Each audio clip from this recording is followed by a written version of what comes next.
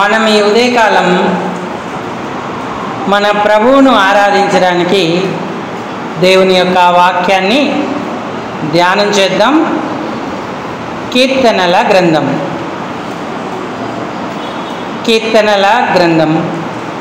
6వ కీర్తన 1 నుంచి 10 వచనాలు. మరి కీర్తన అంతటిని కూడా మనం మార్చి చదువుకుందాం. కీర్తన 6 1 నుంచి 10 వచనాలు. యెహోవా, నీ కోపము చేత నన్ను గద్దింపకుము, నీ ఉగ్రతతో నన్ను శిక్షింపకుము.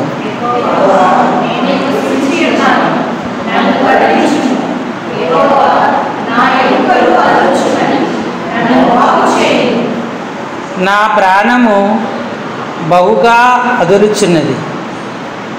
యెహోవా, నీవు ఎంతవరకు కరుణింపకయుందువు?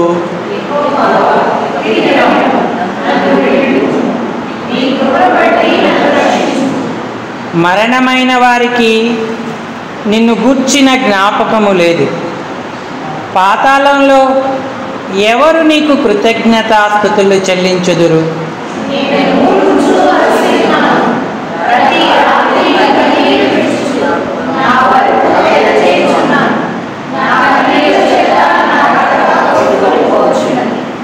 విచారము చేత నా కన్నులు గుంటలు పడుచున్నవి. నాకు బాధ కలిగించు వారి చేత అవి చివికి ఉన్నవి.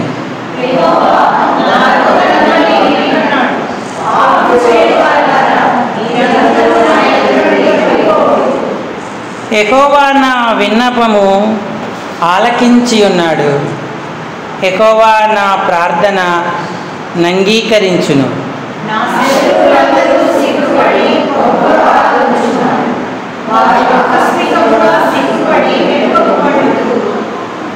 చాలండి. చదువుకున్న లేఖన భాగం చేరిరాగలిగిన మన హృదయాలకు మన ప్రభువును ఆత్మ సత్యాలతో ఆరాధించడానికి హెచ్చరికగా, పురికొల్పుగా, ఆశీర్వాదకరంగా, దీవెనకరంగా ప్రేమగల దేవుడు చేయునుగాక. ఆమేన్. ప్రభు ప్రజలారా, మనం దేవుని యొక్క వాక్యాన్ని శ్రద్ధగా ఆలకిద్దాం. మహారాజైన దావీదు అనేక మంది గాయకులకు ఎన్నో కీర్తనలు ప్రభువుకు కృతజ్ఞతాస్తుతులు చెల్లించడానికి అనుభవపూర్వకంగా రాసి ఇచ్చాడు. అవి అప్పటి తరం వారికే కాదు, చెరలో నుంచి వచ్చిన తర్వాత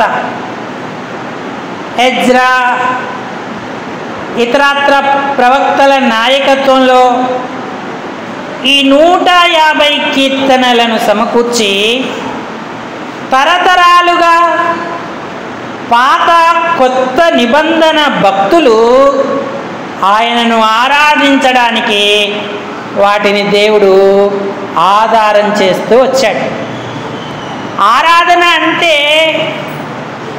మనము అనుభవించిన దేవుని మంచితనాన్ని ప్రకటించడమే.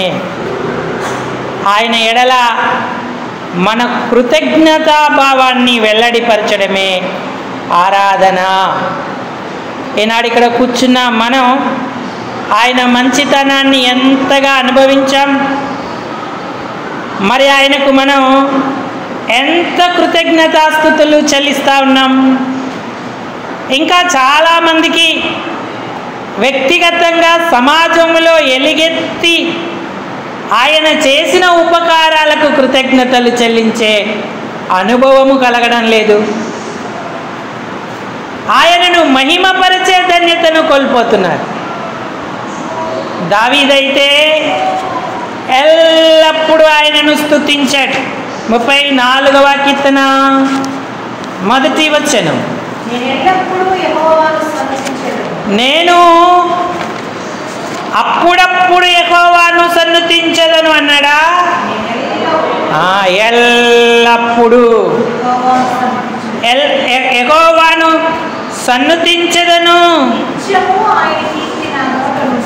నిత్యము ఆయన కీర్తి నా నోట నుండును అన్నాడు. దావీదు ప్రార్థన, దావీదు ఆశ, దావీదు యొక్క ఆకలి ఏంటంటే సమాజములో ఆయనకు కృతజ్ఞతాస్తుతులు చెల్లించాలి, నిత్యము చెల్లించాలి. సమాజం అంటే దేవుడు తన స్వరక్తం ఇచ్చి సంపాదించుకున్న సంఘం, ఆయన ప్రజలు, ఆయన ఏర్పరచుకొనిన ఇశ్రాయేలీయుల మధ్య ఆయనను కొనియాడాలి అన్న ఆశ. ఇశ్రాయేలీలము చాలా విస్తారమైన జనం, అందరూ ఆరాధించడానికి ఆతృత పడుతూ ఉంటారు. సమయం దొరుకుతుందా? అవకాశం దొరుకుతుందా? ఒకవేళ సమయం దొరికినా, అవకాశం దొరికినా చుట్టూ ఉన్న ఆందోళన, భయం, నేను ఆరాధిస్తే ఏమనుకుంటారో అన్న పిరికితనం వెనక్కు లాగుతూ ఉంది.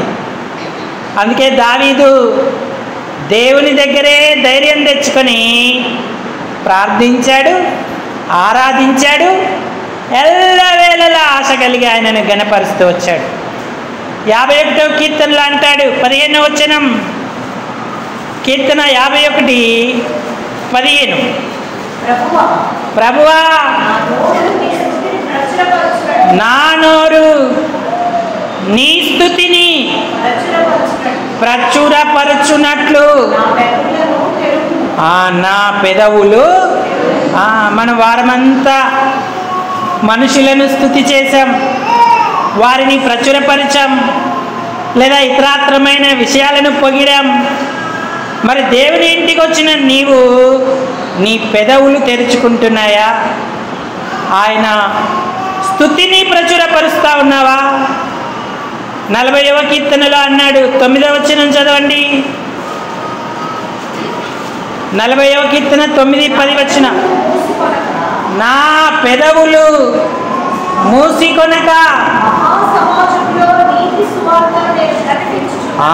మహాసమాజంలో నీతి సువార్తను నేను ప్రకటించియున్నానని నేనంటిని. అది నీకు తెలిసేయున్నది. నీ మంచితనాన్ని, నీ నీతిని నేను అనుభవించి నా హృదయంలో ఉంచుకొని నేను ఊరక ఉండలేదు. నీ సత్యమును, నీ రక్షణను నేను వెల్లడి చేసి ఉన్నాను. నీ కృపను, నీ సత్యమును మహాసమాజమునకు తెలపక నేను వాటిని. ఎంత ధన్యత! ఇంకెంతకాలం మన పెదవులు మూసుకుంటాం? ఇంకెంతకాలం ఆయన స్తుతిని ప్రచురపరచక ఊరక ఉంటాం? ఆయన నీకు ఇచ్చిన రక్షణ, నీకు చేసిన ఉపకారాలు మహా సమాజానికి తెలియజేస్తున్నావా? మహాసమాజంలో అయా నా రక్షణకై నీకు స్తోత్రం, నాకు చేసిన ఉపకారాలకు నీకు కృతజ్ఞతలు అంటూ 2 మాటలతోనైనా నువ్వు ఆయనను గణపరుస్తా ఉన్నావా? ఎల్లప్పుడూ నేను యెహోవాను సన్నతించేదను అన్నాడు. దేవునికి కృతజ్ఞతాస్తుతులు చెల్లించడంలో దావీదు ధన్యుడయ్యాడు. మనలను ప్రోత్సహిస్తూ ఉన్నాడు. మరి ఉదయకాలం ఆరాధన కొరకు నిన్ను నువ్వు సిద్ధపరచుకుంటావా? చేసిన వారే చేయడం కాదు, కానీ దేవుడు చేసిన ఉపకారాలు ఇతరులు కూడా ఎలుగెత్తి ఆయన సన్నిధిలో ఆరాధించేటువంటి వారంగా ఉండాలి. ముఖ్యంగా ఆయన మనల్ని పాపం నుంచి విడిపించాడు, నరకపు శిక్ష తొలగించాడు, అపాత్రులమైన మన కొరకు శిలువలో ప్రాణం పెట్టాడు. ఆయన భరించాల్సినవన్నీ భరించి మనకు విమోచన ఇచ్చాడు. ఈ రక్షణ మనుషులు ఇచ్చేది కాదు. మన పాపాలు మన మానవులెల్లరూ ఎవ్వరూ క్షమించలేరు. కానీ ప్రభువే మన కొరకు ఈ లోకానికి వచ్చి శిలువలో ప్రాణం పెట్టి మనకి ధన్యత ఇచ్చాడు. ఎవరు? నేను పాపిని అని మనోపూర్వకంగా ఒప్పుకుంటారో వారందరికీ రక్షణ భాగ్యం లభిస్తుంది. వారందరూ ఆరాధించాలి. మేలు పొందిన వారు ఎవ్వరూ మౌనంగా ఉండొద్దు. 10 మంది కుష్ఠరోగులు ఆయన దగ్గరికి వచ్చారు. ప్రభువా మమ్మను స్వస్థపరచని అడిగారు. 10 మందిని స్వస్థపరిచారు. అయితే 9 మంది తిరిగి రాలేదు. ఒక్కడు మాత్రమే తిరిగి వచ్చాడు. కుష్ఠరోగం స్వస్థత కలగడం ఆనాటి సమాజంలో ఎంత గొప్ప కార్యం. ఏ యాజకుడు, ఏ వైద్యుడు, ఏ మందులు బాగు చేయలేని ఆ పాపపు లేదా కుష్ఠాన్ని ఆయన బాగు చేశాడు. శాపం నుంచి విమోచించాడు. యేసుప్రభు వారు అన్నారు, తిరిగి వచ్చిన వారిలో గొప్ప శబ్దంతో ఒక సమరయుడు ఆయనకు కృతజ్ఞతలు చెల్లించాడు.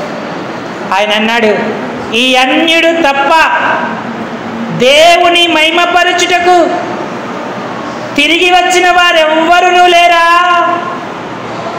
మిగిలిన 9 ఎక్కడా అన్నాడు. అంటే మనం ఎంత కృతజ్ఞతాలేమిలో ఉన్నాం. ఆయన ఆరాధించడానికి పరిగెత్తుకుంటూ వస్తున్నామా, తిరిగి వస్తున్నామా? ఆనాడు కుష్ఠం, ఈనాడు పాపం. ఆ కుష్ఠరోగం పాపానికి సాదృశ్యంగా ఉంది. ఆ పాపపు కుష్ఠాన్ని దేవుడు స్వస్థపరిచాడు మనలో. మనం రక్షణ పొందాం. దేవుణ్ణి ఆరాధించడానికి బద్ధులమై ఉన్నాం. కాబట్టి ప్రియులారా, రక్షణ పొందిన వారెవ్వరూ మౌనంగా ఉండొద్దు. ఆరాధించడం నేర్చుకోవాలి, ఆయనను గణపరచాలి. మనం చదువుకున్న కీర్తనలో దావీదు సత్యాన్ని, రక్షణను వెల్లడిపరచడమే కాదు, తనకున్న బాధలు, తనకున్న శ్రమలన్నిటి నుంచి కూడా దావీదును దేవుడు విమోచించాడు. అందుకే దావీదు ఆయనకు కృతజ్ఞతాస్తుతులు చెల్లిస్తూ ఉన్నాడు. ఈ కీర్తన 1వ వచనంలో అన్నాడు, యెహోవా నీ కోపము చేత నన్ను గద్దింపకుము అన్నాడు. 6వ కీర్తన 1వ వచనం. నీ ఉగ్రతతో నన్ను, దావీదుకు ఏదో అర్థమవుతా ఉంది. దేవుడు నన్ను గద్దిస్తున్నాడు, మందలిస్తున్నాడు, నన్ను శిక్షిస్తున్నాడు. దేనిని బట్టో, ఏ పాపాన్ని బట్టో ఇక్కడ రాయబడలేదు. కానీ దావీదైతే దేవుని యొక్క శిక్షా విధిలో ఉన్నానని గ్రహిస్తూ ఉన్నాడు. దావీదు యొక్క పరిస్థితి ఎలా ఉందంటే, నేను కృషించి ఉన్నాను అన్నాడు. అంతేకాదు, నా ఎముకలు అదురుచున్నవి అన్నాడు. నా ప్రాణము బహుగా అదురుచున్నది అన్నాడు. దేహంలో ఆరోగ్యం లేదు, మనసులో ఎంతో బాధ, చుట్టూ ఉన్న పరిస్థితులు ఆయనకి ఎంతో దుఃఖకరంగా, ఆయాసకరంగా ఉన్నాయి. బాధపడతా ఉన్నాడు, భయపడతా ఉన్నాడు. ఎంత భయం అంటే, చావు కూడా నాకు సంభవిస్తుందేమో అన్నంత భయం దావీదుకు కలిగింది. ఎందుకంటే అంటున్నాడు, మరణమైన వారికి నిన్ను గూర్చిన జ్ఞాపకము లేదు. నేను చనిపోతే ఎలా ప్రభువా? పాతాళంలో ఎవరు నీకు కృతజ్ఞతాస్తుతులు చెల్లిస్తారు? దావీదు రోజుల్లో కావచ్చు, పాత నిబంధనలో కావచ్చు, మరణమైన తర్వాత ఏం జరుగుతుందో అంత ఎక్కువ ప్రత్యక్షత, గ్రహింపు వారికి కలగలేదు. వారు ఏమనుకునేవారంటే, అదొక అంధకార స్థలం, అక్కడ ఆత్మలన్నీ ఉంటాయి, ఇక ఈ ప్రపంచంలో వారికి ఇలాంటి భాగం లేదని వారు యోచిస్తూ ఉంటారు. దావీదు కూడా అలాగే అనుకున్నాడు. నిత్యత్వముని గురించిన సంపూర్ణ గ్రహింపు లేని కాలంలోనే దావీదుకు దేవుడు గొప్ప కృపనిచ్చాడు. బాగా అలసిపోయాడు. మరి ఆయన ఎంతో వేదన పడుతున్నాడు. ఈ పరిస్థితులన్నీ ఎప్పుడు మారుతాయా అని దావీదు ఎదురు చూస్తూ ఉన్నాడు. ఇంతలో ఆకస్మికంగా అంతా తేలికపడింది. వాతావరణం మారిపోయింది. ఏం జరుగుతుందో ఎవ్వరికీ అర్థం కాలేదు. పరిశుద్ధాత్ముడు దావీదు హృదయంలో ఒక నిశ్చయిత ఇచ్చాడు. ఏం నిశ్చయిత ఇచ్చాడు? 9వ వచనంలో, యెహోవా నా విన్నపము, నా ప్రార్థన అంగీకరించి ఉన్నాడన్నాడు. ఎప్పుడైతే ఈ నిశ్చయత దావీదు హృదయంలో కలిగిందో దావీదు మిక్కిలి సంతోషించాడు. శత్రువులు బహుగా ఆదురారు, సిగ్గుపడ్డారు, వెనుక్కు మళ్ళారు. దావీదు కలిగిన ఈ పరిస్థితిని బట్టి వారు ఆనందపడి ఉన్న దానిని వారు అనుభవింపక తప్పలేదు. ఇప్పుడు కృతజ్ఞతాస్తుతులు చెల్లించడానికి దావీదు దేవుని నామాన్ని మహిమపరచడానికి ఆయత్తపడ్డాడు. ఎందుకంటే మరో కీర్తనలో అన్నాడు, 8వ వచనం 30వ కీర్తన 30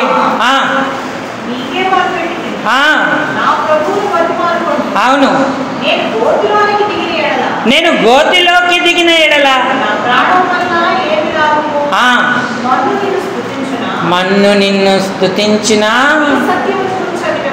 వివరించునా కరుణింపుము కొండుము. నా ప్రాణం మౌనముగా నుండక నిన్ను కీర్తించునట్లు ఆమేన్. నా అంగలార్పును నీవు నాట్యంగా గోనె పట్ట విడిపించి సంతోష వస్త్రాన్ని ఇచ్చావు. యెహోవా నా దేవా, ఇదే ఆరాధన. రక్షణ ఇచ్చిన దేవునికి, స్వస్థత ఇచ్చిన దేవునికి, శత్రుబాధల నుంచి విమోచించిన దేవునికి, దేవుడే నాకు అన్ని అని ఆయన మీద ఆధారపడి దావీదు ఎల్ల వేళలా ఆయనను గనుపరుస్తూ వచ్చాడు. అంటే ప్రియులారా, ఈ ఉదయకాలం దేవుడు మనకు దేవుడిగా ఉండి ఎన్ని ఉపకారాలు మేలులు చేశాడు. ఎంతకాలం మనం మౌనంగా వచ్చి వెళదాం?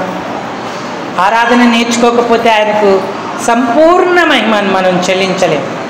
కాబట్టి రక్షణ పొందిన వారందరూ ఎలుగెత్తి ప్రభువుని ఆరాధించాలి. నా రక్షణకై స్తోత్రమని చెప్పాలి. పొందుకున్న మేలులకు, ఉపకారాలకు ఆయనను గణపరిచే వారంగా ఉండాలి. దావీదు వలె ప్రభువుకు మన హృదయపూర్వక కృతజ్ఞతాస్తుతులను చెల్లిద్దాము. ఈ ఆరాధనా తలంపులను దేవుడు దీవించునుగాక. ఈ సమయంలో సండే స్కూల్ పిల్లలందరూ లేచి ఒకరి తర్వాత ఒకరు సండే స్కూల్కి వెళ్తారు.